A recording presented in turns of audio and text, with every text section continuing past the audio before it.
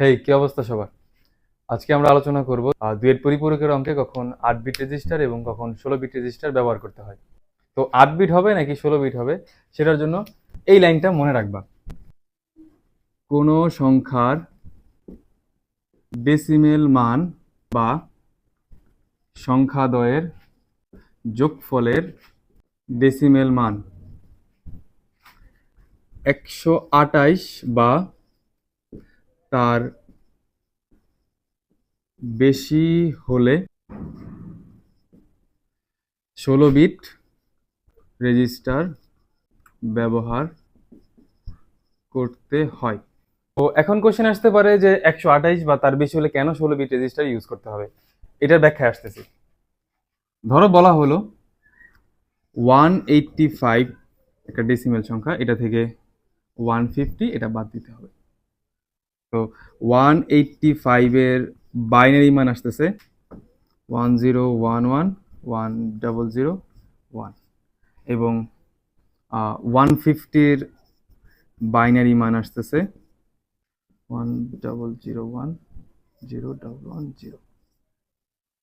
তো পরে 150 আছে, তাহলে এটাকে এইভাবেও লেখা যায় 185 প্লাস মাইনাস 150।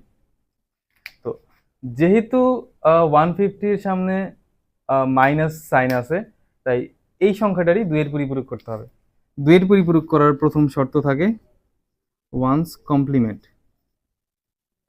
বা একের পরিপূরক। তাহলে একের পরিপূরকের নিয়মটা হলো 1-এর পরিবর্তে 0 এবং 0-র পরিবর্তে 1, এবং একের পরিপূরকের সাথে আমরা এক যোগ করলে পাওয়া যায় 2-এর পরিপূরক।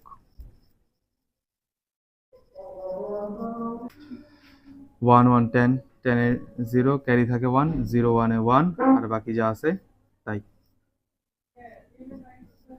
এখন সমস্যাটা তৈরি হয় এখানে, যেমনটা যে 150-এর 2-এর পরিপূরক করলে আমরা মাইনাস 150-এর মান পাবো।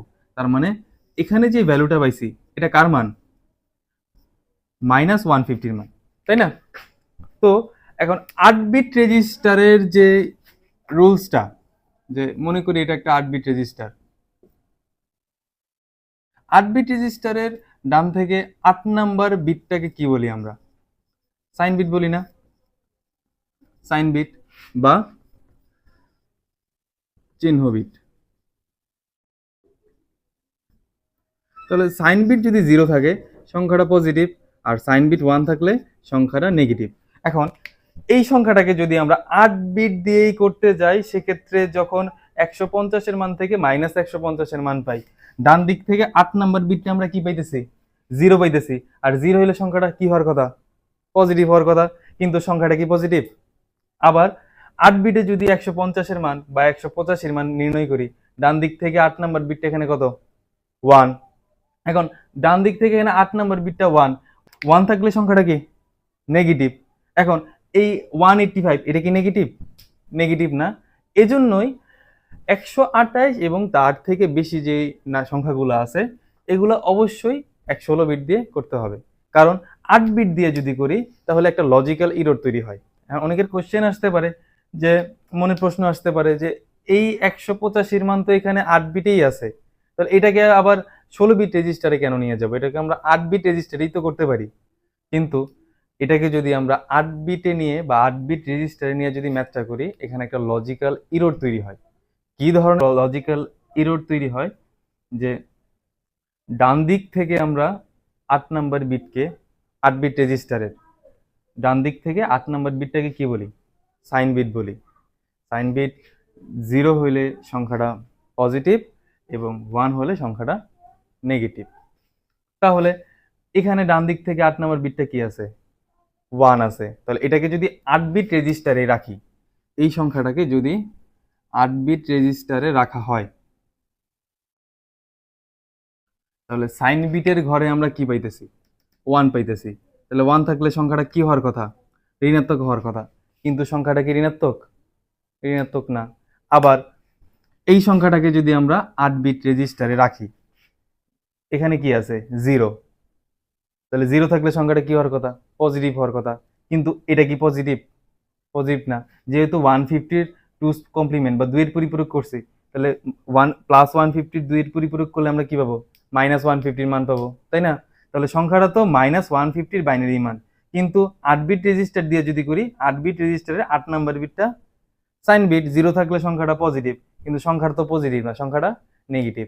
তো এখানে আমরা বলতেছি সংখ্যাটা নেগেটিভ, কিন্তু রেজিস্টার বলতেছে সংখ্যাটা পজিটিভ। তাহলে এখানে একটা লজিক্যাল ইরর তৈরি হইতেছে না? তো এত আলোচনার পরেও আমি সংক্ষেপে আরেকটা জিনিস লিখে দিই, এটা মনে রাখবা। যদি কোনো সংখ্যা 127 বা তার ছোট হয়, সেক্ষেত্রে 8 বিট রেজিস্টার, এবং 128 কিংবা তার চেয়ে বেশি হয়, সেক্ষেত্রে 16 বিট রেজিস্টার। এতটুকু মাথায় রেখো। 127 বা তার নিচে হলে 8 বিট রেজিস্টার, এবং 128 বা তার থেকে বড় হলে 16 বিট রেজিস্টার। তো আশা করি সকলে বুঝতে পেরেছো। সাথে থাকার জন্য সকলকে ধন্যবাদ।